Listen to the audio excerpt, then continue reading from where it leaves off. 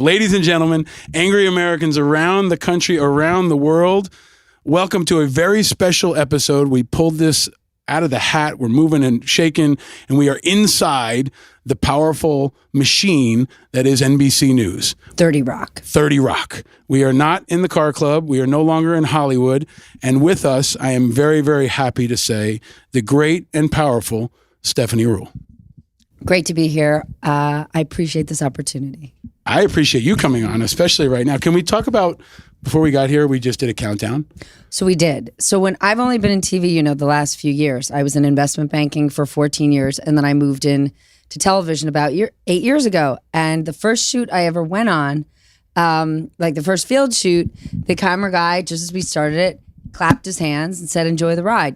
Right when you do a shoot, they clap for sound. Just clap, enjoy the ride. So I had no experience in television, and I thought that was like the news equivalent of like action. So everywhere I went, every time I went anywhere, they'd be like, "You ready?" And I'd be like, they'd give us a clap, and every time I clap, enjoy the ride. And finally, like 2 years later, someone's like, "Is that like your signature?" And I'm like, I don't know what you mean. And they're like, "What's this enjoy the ride?" I'm like, "Oh, it's like action. That's what they do in the news business." Except it wasn't. It was just a random camera guy, one odd Tuesday, who said, "Enjoy the ride." And now I'm so superstitious, I can't not. So if I'm not on live TV, anything that's taped, I have to start it with "Enjoy the ride." I love it. Are you enjoying the ride? I don't know. We'll see. It's been a hell of a ride today and this week. I mean, of course, first of all, anyone who says they're not, who has the privilege of having my job, should go the hell home. Yeah. Look where we are. We are inside Rockefeller Center. We're in 30 Rock. Being in this building is on people's bucket list. Okay? Yeah. Every day that I drive up, and yes, like when I look to the left and I see all those fans waiting to go to the Today Show, and then I'm about to go in on the right to go into MSNBC, I do wonder why I ended up like in AP calculus that I'm failing out of when like spring break is right next to me. But yeah, I'm so lucky to be here. You're not failing out. No, you're kind of mastering AP calculus and spring break because you're able to break down AP calculus and keep it fun and cool and accessible. And we've really flexed. People should know that before we set up, we had a very special magical touch. The great and powerful Harry Smith was in this room before we got here, who joined us on this show in the first couple of episodes. And he actually helped us set up the shot and gave me a lot of advice. He moved the chairs. Harry and my office is right near each other. Every time I see him, I cannot believe I know him. It's amazing. He's an American treasure. Without and you have an office next to him. That's probably the best part of all of it, right? I love working here. He's been a great mentor and role model to me, and he's been so helpful as we build this pod and build this company. And when we had Harry here, we asked him the same question I'll ask you. This is really, really, like, we're winging this today. I ask every guest, what is your drink of choice? And you told me. Well, first I said water, right, because this is a weekday. Yes. And I do have to pick my children up. Yes. But if I didn't have to, I would go margarita all day, every day, and Sunday. And for me, I think that tequila is a dividing alcohol that for some people, they believe they're allergic to it or they are allergic to it. I mean, to me, tequila is like right when you're about to go home, right when you're like, this night's about to end. If you don't want it to end, tequila turns you up to 11. Like I don't drink red wine. Like wine to me is like makes me feel like a human cat. Like I don't want to go out. Like it makes me feel like my tongue has fur on it. I hate it. Yeah. But like tequila, you're ready to go. It's kind of like fuel injection. Totally. Right? Yes. Well, yes. we have. I don't expect you to drink this, but I want you to appreciate the fact. I wouldn't. I want you to appreciate the fact that we tried. Children, but now that it's here, it has a weird color, but it is a tequila. It is a margarita. It's delicious. Do you have a toast that you do? Because you seem like a person who might have a toast that is uniquely Stephanie Ruhle. No, not a specific one, but every time I sit down to dinner with my family, so I have 3 kids. Yep. And on Mondays, everybody eats dinner together. And on Fridays, everyone eats dinner together. And Tuesday, Wednesday, Thursday, it's a bit of a free-for-all, but my husband and I never go out on the same night during those 3 days. Like somebody has to be home because there are 3 children that are our offspring there.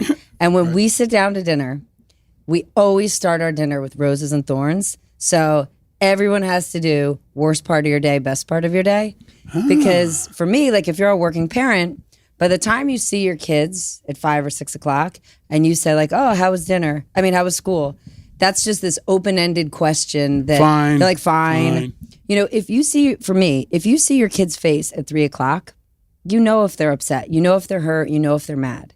But by 5, they've forgotten it, they're fed, they don't want to go back to that. But when you ask everyone to give you their worst and their best, it's kind of this great equalizer. And it makes people think for a second and also connects everybody. So I don't have a toast. I love that. But that's sort of my meal tradition. We have a couple traditions in our family that used to really aggravate my family, but now I think they've kind of bought in. And so one thing we do is as soon as we see each other, we say, today's going to be a great day. Yeah. We say, today's going to be a great day. Try to bring positivity. Try to appreciate what we have no matter where we are. Just kind of look at each other in that moment. And then we do family hug. Which no matter, whether grandma's in town, whoever, like we do family hug. And, sometimes everybody's all in on it. Sometimes they're not. Sometimes the baby's crying. But we do one family hug and just that moment together that's almost like a family meditation. Just to have that connection and slow down is so important. We underestimate the value of what it is for someone to feel loved. So I'm 44 years old. And every single day of my entire life, my mother, Louise Ruhle, calls me on the telephone. Even like I have lived in Africa, I've lived in Central America, I've lived no matter where I am. It places when she couldn't call me, she had it written down, and so I would store letters. But every day she calls me on the phone and says, Stephanie, you might not be the smartest, you might not be the fastest, you might not be the tallest, you might not be the most beautiful, you might not be the smartest, but you are a great person and you can outwork anyone. And if you believe in yourself, you can do anything. And then she hangs up. That's amazing. I took it for granted for all these years. And when I started doing work with Girls Inc., which is a nonprofit in New York, and other nonprofits around the advancement of women and girls, I realized what it's like when you don't have somebody that just says, I believe in you. And there's a huge difference between someone saying you're the best. I don't have anybody in my life that says I'm the best. Definitely not my mom. Most of the calls I get, you wore that on TV today? You went with the patterns? Probably not that great. I get those calls from my mom. I get calls from my mom. Absolutely. I used to think, when I first was in television, I used to think my mom watched every day because she would call me every day and talk about, was my voice raspy, what I was wearing? Yep. And then one day we were out to lunch in Florida and we run into Kathy Lee Gifford. It was before I worked here. And she freaks out. It was like, she was singing Lady Gaga and Elvis and Barbra Streisand, like all wrapped in one. She's freaking out, okay? So I introduced her to Kathy. I didn't even work here yet. And they start talking because Kathy Lee is the most gracious person you've ever met. Very gracious. But all of a sudden, my mom starts going on. And like my mom practically knew the rundown of Kathy Lee and Hoda every day. Yep. And at the time, I used to be on TV at the same time. And I'm like, hey, how do you know every single thing about that show? She's on the same time I am. And my mom like blushed a little and she's like, well, I'm like, Mom, I know you watch me every day. Like you talk about what I'm wearing. And she's like, I tune in right at the top of the show to see what's happening. But then I switch over because, her content really speaks to me. And I'm like, what? Like all this time. And she'd been completely BSing me because I'd be like, what'd you think about that guest at the end or blah, blah, blah. All that time. Oh, I liked him, this and that. Meanwhile, 2 minutes into the show, when she heard my voice, saw how messy my hair was in my outfit, she was out. Kathy Lee and Hoda were waiting for her. But you knew she was watching. Always. And you knew that aura was around you. Yeah. My kids have been going through a pretty weird experience too. My son's 4, the baby's 1. And when I pop up on TV, which happens occasionally, Ryder used to say, Mommy, why doesn't he wave to me?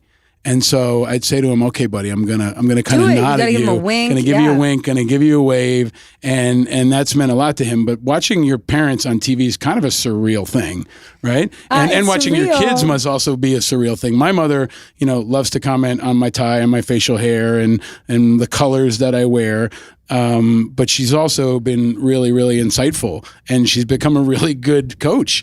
Like I think they help me stay really connected, and it helps me understand how different generations of people come together. They love Harry, right? He's the best. And Kathy Lee is a great example. I actually went to a wedding at Kathy's house once, which was my friend Bobby Thomas, who you may know from this building, got married at Kathy Lee's house, which was another kind of Forrest Gump moment where I was getting dressed in a closet. Basically. Amazing. I'd gotten there late, drove Justin Timberlake's parents up there because they didn't have a ride, and then came out kind of flustered, and Frank Gifford standing at the top of the stairs with a dog in his hand behind like this room where he's got his Heisman, and I'm just like, where the fuck am I?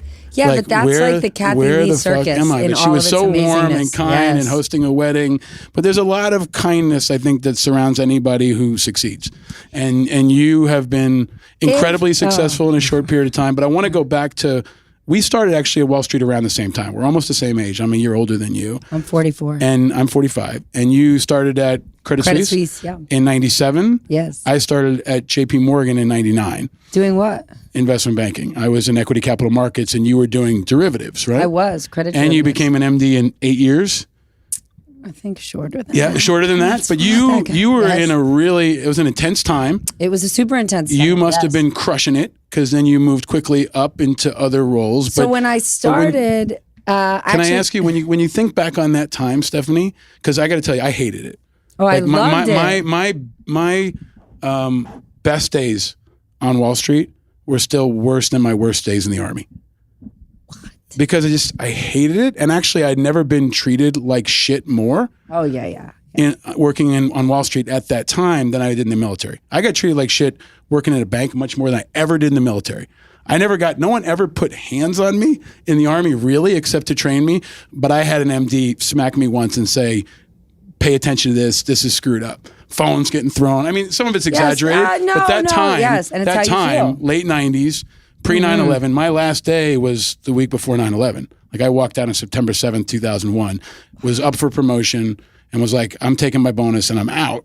And they were like, oh, but you might be moving up. And I was like, no, I'm ready to go. But 2 years there for me was actually harder than like 6 years in the Army, just because it wasn't a fit for me. But I appreciated the crash course in business. It was business school at a really great pay. I made more money in my first year than my father ever made in his life.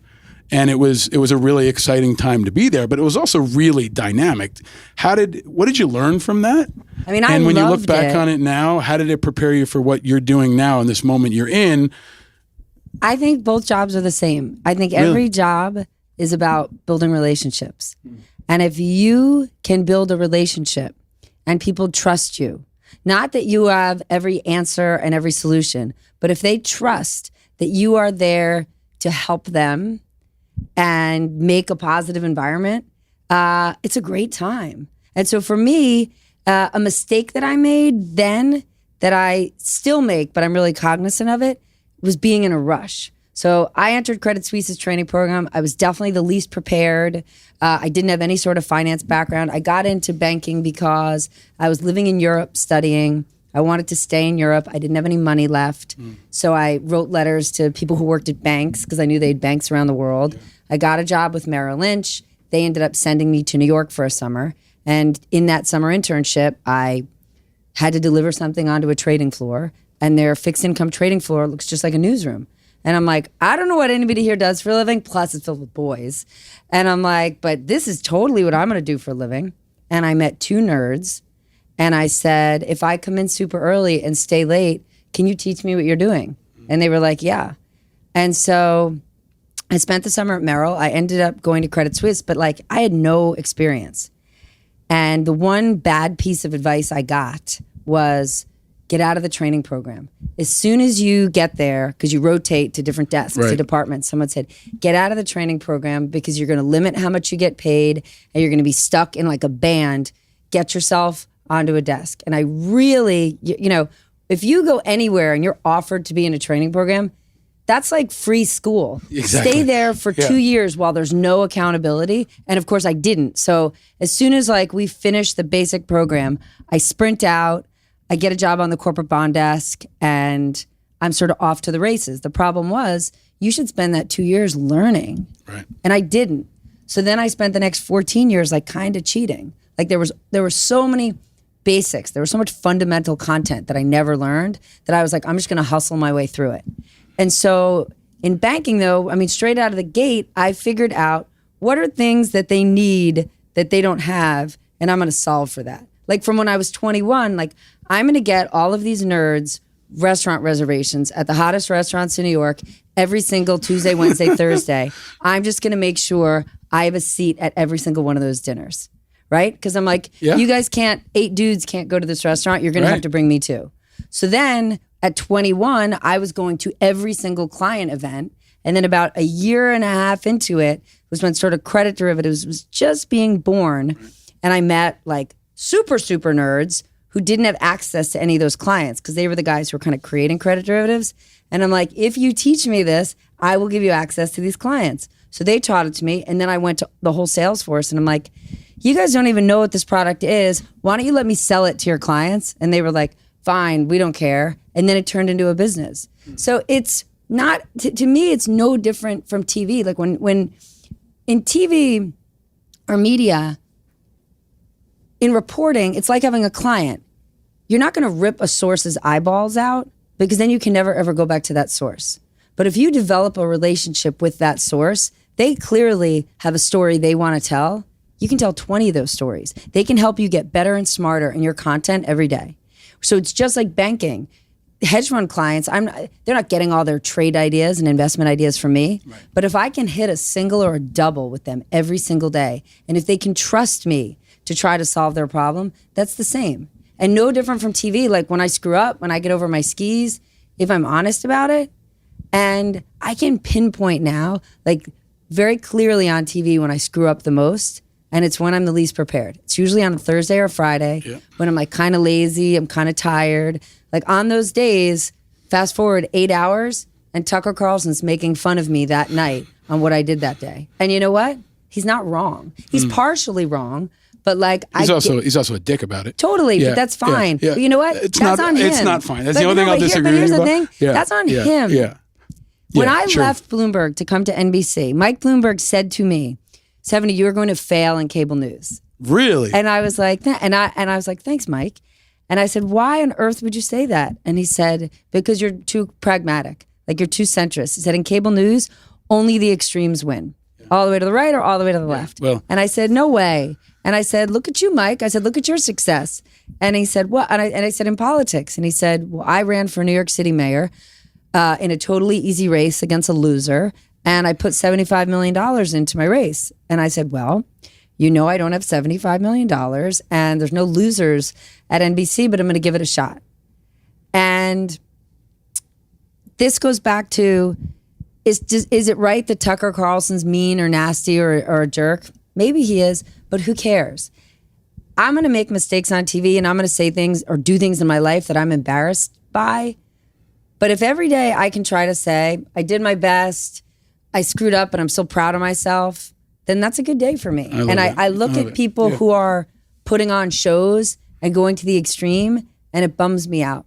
But that's why people like you, because you're authentic, because you're real. And, you know, going back to where we started, whether it's taking the dudes out to the restaurants or on TV, you're bringing that accessibility. So you're bringing spring break and AP calculus together, you know, when you were on Wall Street. And again, now, and even with us right here, like I thought you might drink the margarita, but I was like, you know what, it's been kind of a crazy day. Yes. So I want to come back to Bloomberg because I think that's insightful. And his response to you is very insightful because I think he's shown powerfully, especially in the last couple of weeks, that he doesn't have a really good feel for what people will respond to, especially when it comes to media. And that's been maybe one of his biggest blind spots. But I want to come back to that if I can, Stephanie. I want very basic question that I ask everybody. When you were growing up in those early days, Stephanie Ruhle, what was your first car? A white Chrysler LeBaron convertible. Really? Yes.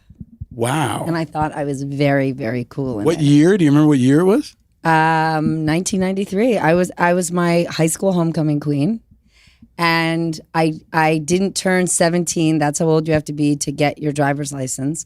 I didn't get my driver's license until I turned 17 at the end of December. And truth be told, I didn't want to be a designated driver. And so I didn't get my license for another 6 months. Wow. And was the top white also? My colleagues from NBC are sitting here going, I can't believe you just said that. You know what? It was a long time ago. Isn't this podcast fun, everybody? Yeah, I mean, that was my rationale. What was the color of the roof, the top? It was a white Chrysler LeBaron. No, white with a white top? White Chrysler LeBaron convertible with a black top. Wow. Yeah. And how did you? And I'm you know what? People have their gifts. And I'm maybe the worst driver you've ever met. I eventually got rid of it because I was once driving through the Lincoln Tunnel with the top down, and I had 3 girls in the car with me. And somehow I sideswiped the inside of the Lincoln Tunnel and blew out all the tires on the right side of the car. And we were like in the beginning of the tunnel, so you can't stop. There's no stopping. And it was just, we wrecked the side of the car. We made it out the other side of the tunnel. But after that, that was the last time we saw that car. That's a pretty good car story. Yeah, last time we saw it. So let's stay on things connected to the Lincoln Tunnel. And New York City has become this epicenter of the 2020 race. It has. Right? You've had, Gillibrand, and you had Cory Booker across the river, and we've obviously got Trump and Bloomberg and de Blasio and everything else. So being in this building, you've been in many ways in the epicenter of the 2020 race. But this week is nuts. But in maybe some ways predictable, maybe not. Now, as it seems, the question was always, are the Democrats going to finally stop eating their own? Will there be a Game of Thrones moment where they rally around a Jon Snow and coalesce to fight the evil White Walkers on the... But everyone keeps saying that. And you know what? Hold on. We ripped on Democrats. My show. Like, I love this because when you're hosting, I have to let you steamroll me, right? And this is fun because I've been on your show so many times, and I'm grateful over the years to have had those opportunities. But don't you think it's mean that like Democrats are eating one another? Everybody complained that Hillary Clinton put the thumb on her scale. Democrats are undoubtedly eating their own, and now you've got Bernie Sanders, who's probably going to be like Cersei and fight it all the way to the end and not join the clans when they all unite. I think that's a very real possibility. But I've always had a very interesting take on Bloomberg that I don't think folks understood, with the exception of you. If it's Game of Thrones, Bloomberg is not actually a tribe. He's a dragon. And everybody in Game of Thrones wants a dragon. And if you have a dragon, it's a powerful asset on the battlefield. And you don't want that dragon to go to the other side. So for all the Democrats who were shitting on Bloomberg all the time, I said, you know what? You may not like him enough, but if he goes to the other side, it's going to be a real problem. Now, this week, the campaign has ended. And Bloomberg has always said that his goal was to defeat Donald Trump. Now, that I think people who have watched him and seen his strategy and seen his operation know that meant giving it a shot, watching the numbers, and having an alternate strategy. And the alternate strategy, in my view, seems to be unfolding now, where he's got this massive digital operation, a huge staff, endless resources. If it's a fight, he's the guy with all the guns. And now he said, you know what? I shot the guns. I gave it a good shot. They didn't love me. They didn't respond to me. Here you go, Joe. Here are all the guns. And that's what I think is the X factor right now. And the other dragon being Michelle and Barack. Okay, when they come in, they're going to be the total game changers in a way that nobody else can. But you know Mike Bloomberg. You've been around Mike Bloomberg. I've been a critic of Mike Bloomberg. I've worked alongside him on some issues. But this is a really, really critical moment. So you've been breaking it down in the news, but can you break down what you see in this landscape and what you think people might not see that you uniquely see because you've been around him, because you have that business background, and because you have a really good feel for that intersection of business and politics and media in a way that nobody else, I think, really does. So the Game of Thrones reference is hard for me because to me, I think that show is about sex. So it's making me throw up in my mouth that you're referencing all these people. That's the gross margarita. Making me like super gaggy. But away from that. Yes. Here's the thing. Mike Bloomberg is an extraordinary leader. From what he's done in City Hall, for what he did at his company.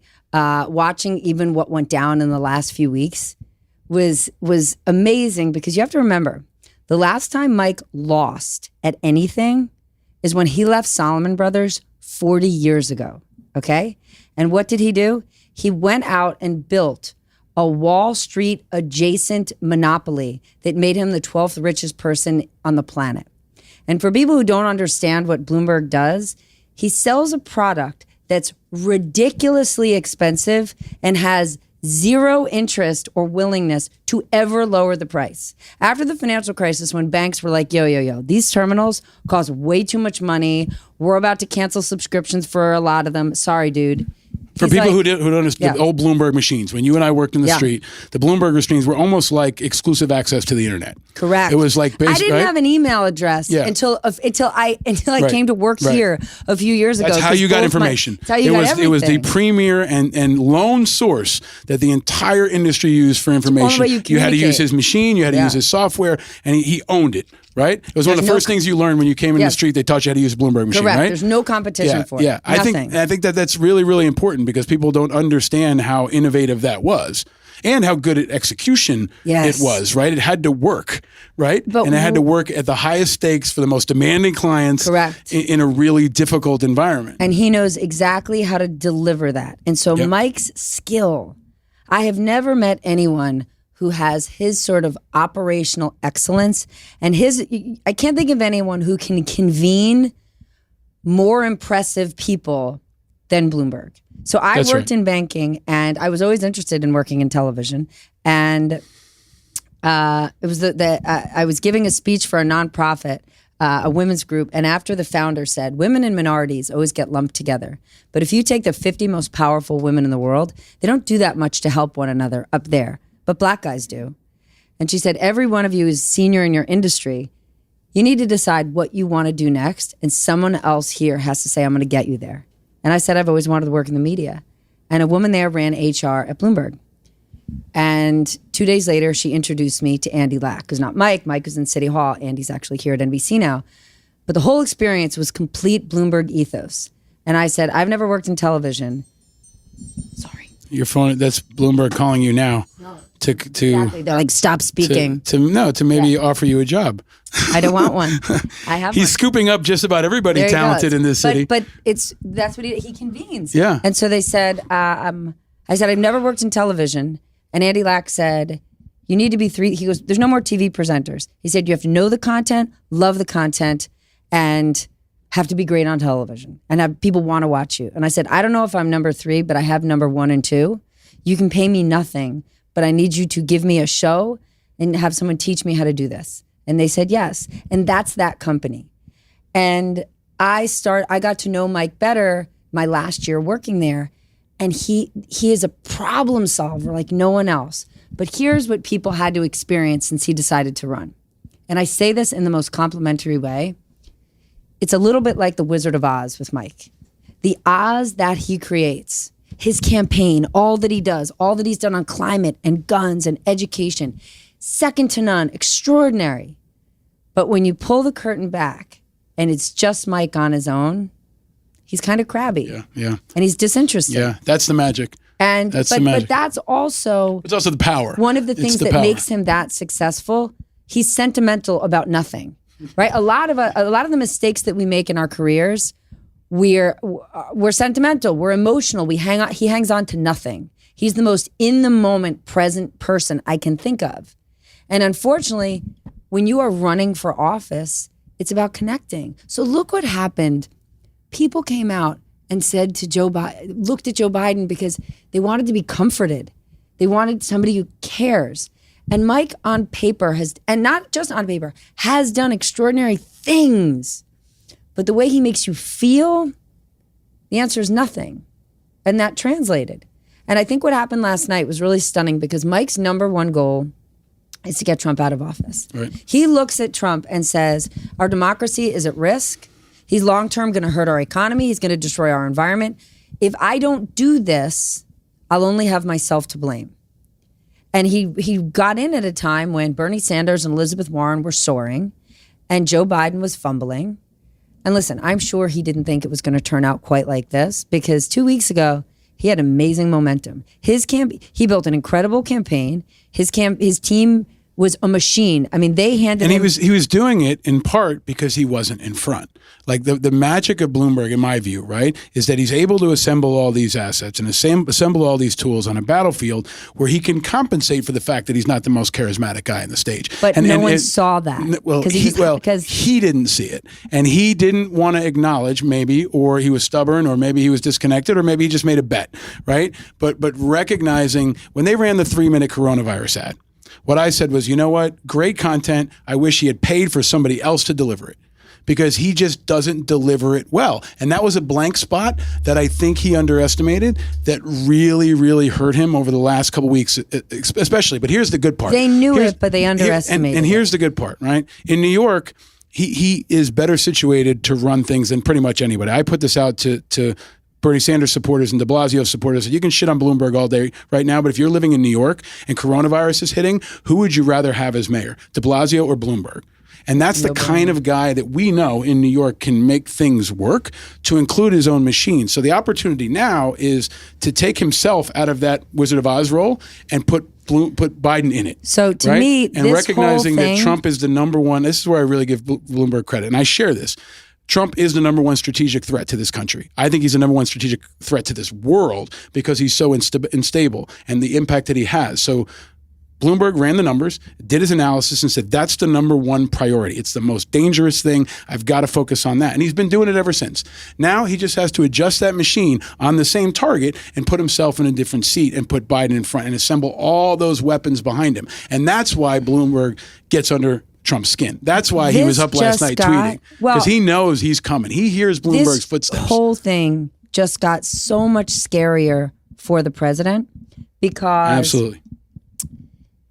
You can take the state of Virginia, and those are the most important numbers to me, what happened there last night. Because in 2018, Mike put an enormous amount of money in the midterm elections, and that flipped Virginia. Flipping Virginia gave Democrats the House, Democrats having the House, impeached President Trump in the House. Everybody knows that. Joe Biden spent like $100,000 on one radio ad in Virginia, and he won. So Mike learned last night, he knows from a year ago, his machine gets people elected. Right. He's just not the guy. Yeah. I think the last 2 weeks have probably been very hard for him because I'm not saying all he needed to do was carry the ball, but they handed him an extraordinary campaign. And listen, he failed at those. But he had to do things he'd never done. He's never really run an election where he's had to go shake hands and go to pancake breakfast and run around the city and work for the votes, right? It was the debates. And the debates, he didn't have to scrap it up. He didn't have to have somebody. He kept going down. Every time they came at him, he would respond to their criticism instead of what a normal skilled politician does is bridge and talk about something else, right? Go back to your main talking. He failed at the debates. He got sucked in over and over again. And on a very basic level, he looked inexperienced. For the first time, Mike Bloomberg looked really inexperienced. Having somebody punch him in the face right out of the gate is not something he was used to. And he did not like it, and he did not respond well. But here's my point, Stephanie. I don't think it matters now. I don't think it matters any more than the debates mattered for Biden in the past or for Kamala Harris, who did well. You can do great in the debates. You can do poorly in debates. That's almost ancient history now. Now, as these forces align on a very new battlefield, I think it's all different. And Bloomberg, in my opinion, is the most valuable chess piece on the board until Obama comes in. On January 10th, his campaign manager, Kevin Sheekey, said to me, Mike will either be the nominee or he will be the most important person to the nominee. 100%. And so that's where he is. So for the president, think about what's happened in the last 24 hours, okay? The administration has said over and over, Democrats are going to tank the economy. They're all a bunch of socialists, okay?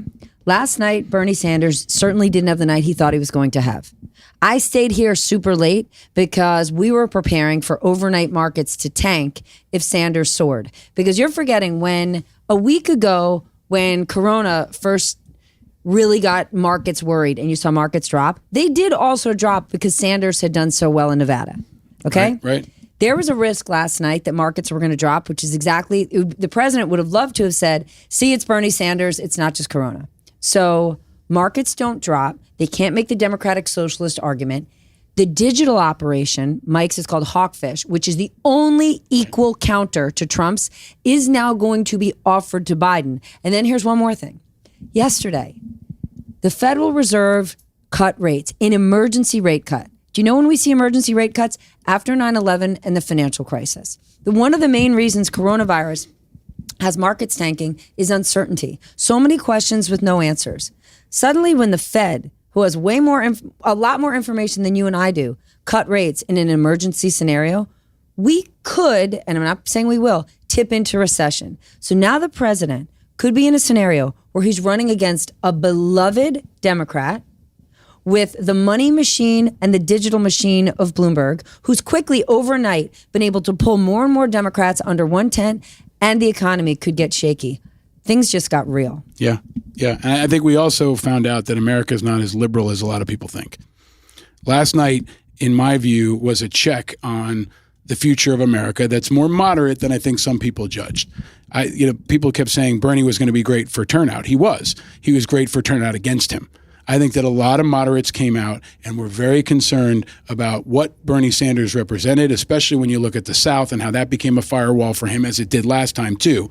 But I think that the threat of Bernie Sanders actually mobilized people tremendously. I saw it among my moderate friends, people who were blue dog Democrats, who were terrified of the prospect of Bernie Sanders. In the same way, they're terrified of Trump. So I think we've got this turnout wave that's going to, kind of be a crescendo last night, but then crest again when Trump comes. People aren't voting, in my view, as much because of what they care about, but what they're fearing against. And that's what I think you saw last night. I think people deeply underestimated how much America did not want Bernie Sanders. He's going to have enclaves where he did strong, he did well, people who love the free shit for everybody idea. But I think he was selling a kind of populism that people are much more jaded by after Trump, right? The idea that you can promise me what I want and it's all going to be easy. Give me somebody to settle it down, to try to reduce the temperature, bring us together, somebody I know. And you've got the parallel track of Biden voters are baked in. They love Biden the same way Trump voters love him. No matter what he does, they love Uncle Joe. And I think that came out last night too. So all that comes together, Stephanie, into a really dynamic battlefield that you're going to be covering every night. But Bernie has woken us up to the fact that we can't just say we don't want a revolution and that's too much, because the fact of the matter is there's $1.3 trillion in student debt. There's $80 billion in medical debt in this country. So this isn't just people going from, Burning Man to Coachella saying, woo, I want free stuff. It's people who are saying the American dream doesn't work for 100%. me. But you have to, you also, as a leader, you also have to show how the American dream can become more possible for those people, right? And saying that all the student debt's going to be gone is like saying, you're going to wake up tomorrow. Revolution is a very radioactive word. Yeah. Right? When you hear revolution, you hear socialism. Those are powerful words. I don't know why democratic socialism doesn't just get a new brand. 100%. A lot of the things that remember when Democrats used to love bad. liberal and now they're progressive? Yes. Right? Liberal became a bad word. Now it's progressive. But the rebranding of these ideas, I think, is critical. Some of these ideas are absolutely valid. I share so many of the initiatives that people who have supported Sanders want. But it has to be realistic, right? And the idea that we're going to get rid of all student debt while the Republicans continue to exist in America is as unrealistic as saying you're going to build a wall. But it sounds great. And people love the sale. They want to believe it's true. And that's why I think you're going to see more moderate voters, more experienced voters, more sophisticated voters, more diverse voters are going to come toward Biden over time and against Trump. But let me ask you to pivot if I can. But hold on, let me just say one thing. Both Bernie and Trump do something really important. Yeah. They do genuinely see that forgotten voter. But they also see the anger. Yes, but I'm saying I think it's important, right? When the president does his State of the Union and lots of the things he says aren't true, and I'm sitting there like scrambling it down. This is not true. He knows it's not true, but that's the problem. But hold on, there's when no but he after says that, right? Like that's my blue problem. Collar boom. Yeah. That makes that person feel seen and heard. 100%. Because Hillary Clinton wasn't the first person to not go to Western Pennsylvania in late August. Democrats took those votes for granted for years. 100%. So let that forgotten voter be a wake-up call that they need to count. Right, 100%. But don't lie to them. Don't sell them bullshit, right? Because that's the thing. I see you. I hear you. Now, when you get to that point and you say to them, you're angry. I see you. I hear your anger. Let's talk about what's possible. Yes. Right? That is very important because you don't want to disenfranchise people even further with just lying to them, selling them shit that's not possible, right? Oh, here's the difference for me, right? Sanders and Trump, in my view, sell a lot of dreams to people. The difference is Trump can actually get them done legislatively. If Bernie Sanders was elected, the Democrats aren't going to support half of his shit. So which is exactly what happened when he was chair of the Senate Veterans Affairs Committee, happened throughout his career. Big, grandiose ideas, and then he would cry about everybody voting against it. Well, that was the reality, right? The reality was people were going to vote against it, and you can either compromise and get something done or dig in and get nothing done. And that's what I think people were concerned about, who were most sophisticated in understanding how government works. But I want to pivot into asking you. Joe knows how, but I'll just say he knows how. Mike Bloomberg, when he kept getting pushed on stop and frisk, at no point did he pivot to look at my Greenwood initiative, 100%. which is the only African-American economic empowerment plan. He actually has many plans. He just didn't get If them you're to the table. explaining, you're losing. And over and over again, he was explaining stop and frisk, instead of saying, hey, we dropped the murder rate. or saying, hey, we kept the subways running, or hey, we kept the garbage going, right? Like things that he couldn't figure out how to pivot, but you have been great at figuring out to pivot. So you will appreciate that I need to pivot into a question that is core to this show that I ask of all our guests. Stephanie Ruhle, what makes you angry? Lack of effort. It's my number one. So effort to me is everything, right? I mean, this goes back to what my mom says to me every day, right? You don't have to be the smartest. You don't have to be the best. It doesn't have to be the most expensive. You don't have to get an A. I just need to know that you tried your hardest, that you gave it your all. For me, there are 3 things in this world that we have no control over: time, health, and weather. Everything else is risk management. And that's how I look at everything. So if I'm giving, not that my time is more valuable than yours, all of our time is valuable. But if we're here, if we're doing this, if I'm not waking up and kissing my babies in the morning and picking them up at school, then we better be giving it, then there's no reason for me to be here. We have to leave it all on the field every single day. And if we fail, that's okay. But effort is everything. And people who are punching the clock and mailing it in, I really need them to get off my team. I love that. My football coach, one of my mentors, a guy named E.J. Mills, Amherst College, shout out coach, used to say attitude. You went to Amherst? Yeah. Go figure, right? Did Rich Willard go to college with you? Yeah, he was my quarterback. Oh my God, he was my quarterback. Rich Willard is full on hot. He was also the best quarterback in our school history. He was my quarterback. I was the tight end. Do you know back in the day, Rich Willard used to wear... We're going to talk about Rich Willard and how hot he is on my podcast. Rich Willard used to wear a sugar daddy costume every single year for Halloween in New York City. Like the cheesiest box costume you could ever see. And just see what he could pick up. And every year, it was a hotter and hotter girl. I love Rich Willard. That's amazing. He lives in Charleston, South Carolina. You ready for like his morning workout? He water skis every day. How cool is that? Rich Willard, the best. Yeah. Yeah. He would have done a lot better on the debate stage than Mike Bloomberg. No, he would not. He absolutely would have. No, he would definitely absolutely would have. Rich Willard. All right. Maybe we'll do a charity event at some point. We'll have Rich Willard debate Mike Bloomberg. And Mike Bloomberg definitely would not win on the hot scale, but Rich Willard, blast from the past. See how small this world is, right?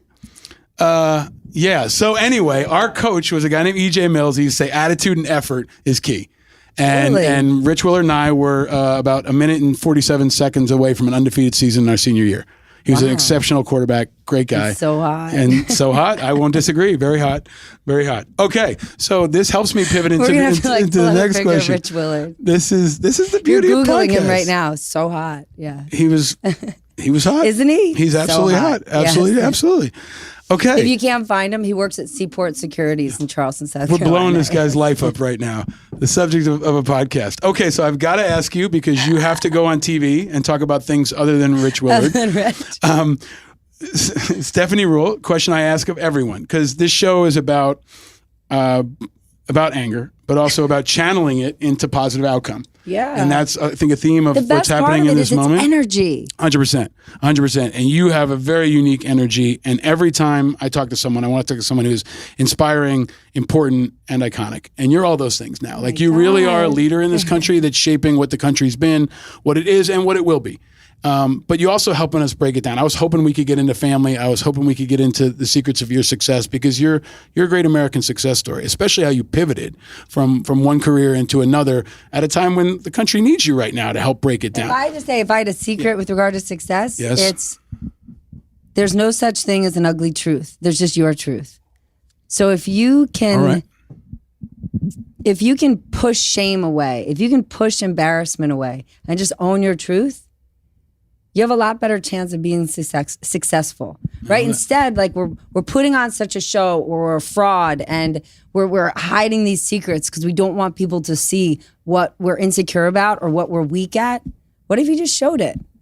What if you just said it? If you owned your weaknesses or your embarrassments, then they're not embarrassing anymore because you own them. I love that. I love that. And that's why I think you're a role model for so many people too. Especially in this environment that's combative and complicated and dynamic. They can't get you, right? They want to humiliate you and get you down. They can't if you wear your flaws. Dude, I appreciate that very much. And I think anyone listening, no matter what their background is, will appreciate that. But let me ask you another question that I ask of all our guests. Stephanie Ruhle, what makes you happy?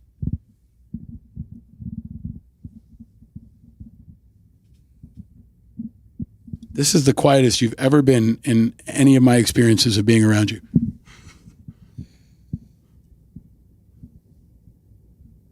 What makes me happy?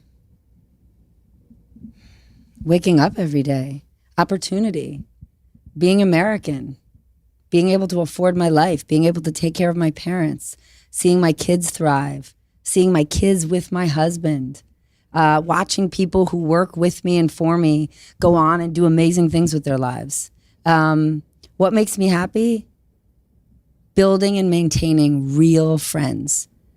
It makes me so happy to reconnect with people that are doing really well. It makes me so happy to see people I believe in being successful and watching people not take from one another. Like, we're getting to a place, I think, where in my own career, when I was in my 20s, I had such sharp elbows.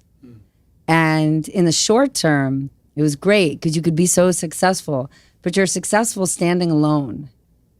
And I think that winning alone, it's fine because you're like standing on a podium and you're going, this is great, I'm the best. But it's lonely. And then when you lose alone, it blows. And if you can change your mindset and really create a team mindset, then winning on a team is way more fun. Because then when you lose and you know you're going to lose, somebody else will pick you up. So what makes me happy is to create an environment where we're all honestly trying to have a good time. And then even when we're losing, we're kind of laughing our way through it. Because I've been on the other side that was such a snake pit. And even if you're the biggest snake that's winning, you're still a fucking snake. And I've been the other, and so I'd rather not be. Thank you for that. In the Army, we used to say we all bond in the suck. Yeah. And when you need that continuity and that teamwork, but I think you bring that spirit to everything you do, and I'm grateful for your friendship, for your leadership, for your inspiration, for your tenacity. I think especially in a moment like this, you're a leader of the moment right now. Like today, this week, with the intersection of Bloomberg and technology and business, and now you're the senior business correspondent here at MSNBC. So congratulations on that. Thank you. But I'm grateful for your friendship. And the final aspect of our show is the giving of the gifts, because you are uniquely prepared, but I don't think you're prepared for this. Oh my goodness. It's not a Rich Willard t-shirt, but you're going right for the liquor. Wow. So everybody I'll help you with this. Now that I've said that drinking red wine makes you feel like a human cat, I'm about to open a bottle of it. It's not red wine. So we always pick exciting. Wow. An American-made whiskey. Love and it. that is Fort Hamilton. Fort Hamilton double bourbon and double barrel. Double rye barrel. Whiskey. And I thought about you and the fact that you're coming both barrels all the time. People say that to me all the time, and I never know what that means. It means you're bringing it. You're bringing people it. have said that to me forever. They're like, I'm like, I don't know why that didn't go well. And people are like, well, you came with two barrels. You came at me. It means you're not holding back, and you're not holding back, and it's made in Brooklyn. Fort Hamilton is the historic place, military site here. And so I thought it'd be great for you when you. Very excited about it. By the way, you did finish the margarita, which I think is awesome. I did. You didn't answer salt or no salt normally. Salt. Yeah. Salt. Okay. Salt. And then you've got some gear. Angry.